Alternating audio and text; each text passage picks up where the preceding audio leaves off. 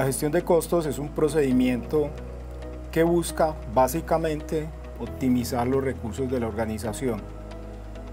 Cuando una empresa logra optimizar sus recursos, es competitiva. ¿Qué es un costo?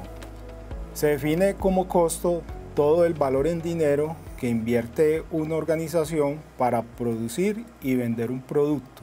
Eso es costo. Las organizaciones tienen una única meta y es la utilidad o la rentabilidad empresarial. Una empresa puede hablar de rentabilidad financiera, social o rentabilidad económica. Hoy en día está muy de moda la responsabilidad social empresarial, es decir, que las empresas no solo buscan una rentabilidad financiera, sino también impactar la sociedad, impactar la economía. Para hablar de costos, obligatoriamente tenemos que pensar en esta ecuación. De esa manera vemos dónde están ubicados los costos dentro del precio de un producto. Entonces quiere decir que el precio de un producto es igual al costo, es decir, lo que vale producirlo y venderlo más lo que se quiere ganar la empresa, es decir, la utilidad o el beneficio. El costo, como dice acá la diapositiva, es una variable de alto control.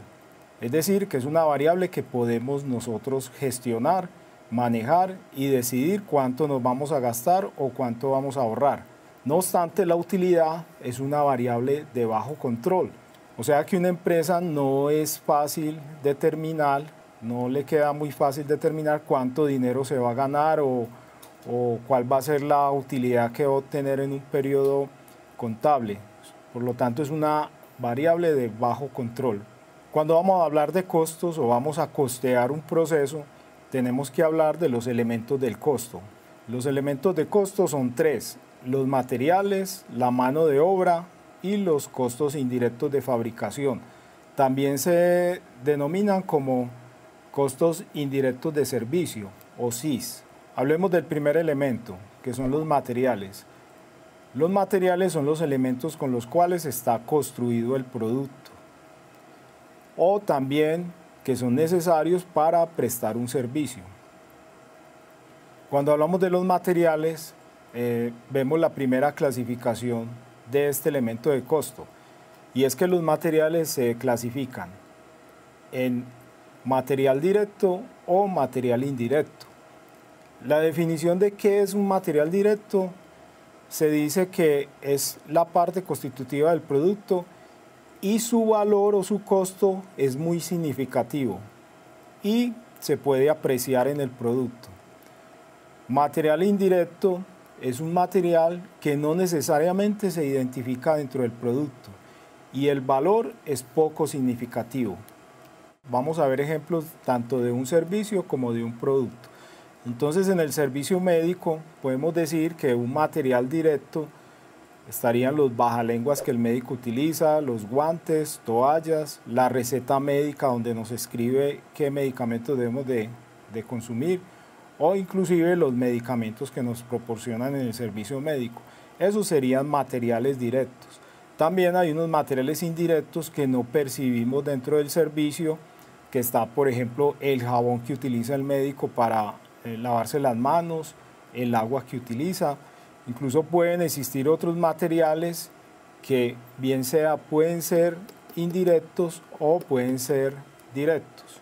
Lo importante es que se consideren en uno de los dos casos. Otro ejemplo tenemos es en la preparación de una hamburguesa. Esto ya es un producto tangible. Entonces vemos que dentro de los materiales directos tenemos el pan, el tomate, la lechuga, la carne, el queso, tocineta, etcétera, dependiendo pues del tipo de hamburguesa que queremos que nos prepare. Y dentro de los materiales indirectos son materiales que nosotros no necesariamente percibimos en el producto, como por ejemplo la sal, el aceite con que fríen la carne, la hamburguesa, las salsas, servilletas, plato desechable. Aquí, por ejemplo, en el caso en que sea un plato desechable, es decir, que lo utilicemos solo una vez, sería un material indirecto.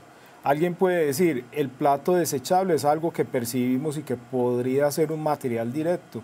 Es correcto, pudiera ser un material directo. Lo importante acá es que lo consideremos en uno de los dos casos, bien sea directo o indirecto. porque esa clasificación nos servirá posteriormente a la hora de clasificar los costos. Sigamos con el segundo elemento, que es la mano de obra. La mano de obra se define como el esfuerzo físico o mental invertido por las personas en la producción de un bien o servicio. La mano de obra es el elemento de costo que más vale o que el precio es mayor en cualquier producto o en cualquier servicio. La mano de obra también se clasifica en mano de obra directa o mano de obra indirecta. La mano de obra directa es la que participa directamente en la prestación del servicio o en la fabricación del producto. Y la mano de obra indirecta ayuda, colabora o participa de una manera pasiva en esa fabricación y elaboración del producto. Cuando vamos a calcular el valor de la mano de obra directa o indirecta, tenemos que considerar cuál es el salario que gana esa persona que participa de una manera directa o que participa de una manera indirecta. El salario tiene unos componentes que se desglosan en un salario básico, unas prestaciones sociales y una seguridad social. Las prestaciones sociales se dice que son unos beneficios legales que el empleador le debe pagar a sus trabajadores, adicional al salario ordinario o salario básico que éste percibe, y son para cubrir riesgos originados durante el desarrollo de su actividad laboral. Tanto el salario como las prestaciones sociales y la seguridad social son un derecho, es decir, es algo que no se puede negociar, es algo que el trabajador sí o sí tiene que percibir. Dentro de las prestaciones sociales tenemos la prima de servicios, que equivalen a 15 días de salario y se pagan 2 veces al año. O dicho de otra manera, la prima de servicios también es un salario al año que se da en 2 partes, una parte en junio y otra parte en diciembre, por cada año que el trabajador labore. Estarían las vacaciones, que es un descanso remunerado que tiene derecho el trabajador y equivale a 15 días hábiles por cada año que el trabajador trabaje. Vienen las cesantías, como su nombre lo dice, es un auxilio que el trabajador tiene derecho en caso de que quede cesante o quede sin trabajo. Entonces el trabajador puede hacer uso de esas cesantías. Las cesantías equivalen a un salario por cada año que se labore o proporcional al tiempo laborado. Las cesantías se pagan en la segunda semana del mes de febrero de cada año y adicional a las cesantías, el empleador debe consignarle en la cuenta bancaria del trabajador los intereses de esas cesantías equivalentes al 1% mensual. Cabe anotar que las cesantías se consignan en un fondo de cesantías, no se le entregan al trabajador. Luego sigue el subsidio de transporte o auxilio de transporte, que es un dinero que el empleador le paga adicional al salario para que el trabajador financie el transporte al lugar de trabajo. El subsidio de transporte se le da a los trabajadores que ganen menos de 2 salarios mínimos. Luego viene el subsidio familiar, que es un beneficio que el trabajador tiene, pagado por el empleador, y es afiliarlo a una caja de compensación familiar. La caja de compensación familiar es una institución que se dedica a prestar servicios de salud, de educación, recreación, etc. Sistema de seguridad social también es un componente del salario al que tiene derecho un trabajador. La seguridad social está compuesta por la pensión, salud y riesgos laborales.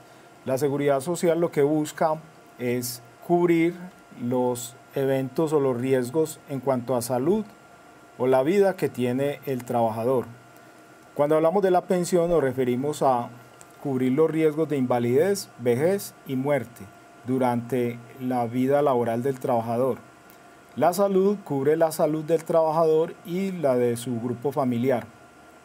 Los riesgos laborales básicamente es mitigar o cubrir los riesgos que el trabajador puede tener en el ejercicio de su labor, tanto como una enfermedad profesional o un accidente de trabajo. Para calcular el salario, entonces como ya lo vimos, está compuesto por un salario básico, unas prestaciones sociales y una seguridad social. En este caso, como vemos en pantalla, le aplicamos un factor prestacional. Este factor prestacional resulta de la sumatoria de los porcentajes que hay que pagar tanto de prestaciones sociales como de seguridad social. Se aplica este factor prestacional y nos da el valor neto que implica contratar a un trabajador con el salario mínimo. Veamos unos ejemplos relacionados con la mano de obra. En el servicio médico, la mano de obra directa sería propiamente el médico. Si hay algún asistente, algún auxiliar que participa en la consulta médica, pues estaría aquí relacionado. Entonces el médico sería mano de obra directa. Dentro de la mano de obra directa hay una serie de personal que participa, apoya, ayuda a que este servicio médico se preste de una manera correcta. Podrían ser la enfermera o las enfermeras, la secretaria que asignó la cita, el vigilante que está afuera en la portería de la EPS, el director de la EPS, el personal que hace parte de la EPS y personal de servicios generales encargados del aseo de la oficina, el aseo del consultorio, del mantenimiento de los sistemas, etc. En el otro ejemplo de la preparación de la hamburguesa, tenemos como mano de obra directa la participación del cocinero. Si hay una persona que lleva la hamburguesa a la mesa, sería, por decir algo, el mesero, personal que también participa en esta elaboración de la hamburguesa, de mano de obra directa. Y hay una mano de obra indirecta que no la vemos dentro de la preparación, como puede ser el mensajero o persona que lleva los suministros al restaurante, el administrador del restaurante, el vigilante si hay vigilante, la aseadora y resto de personal que trabaja en ese negocio o en ese restaurante. Hacen parte de la mano de obra indirecta.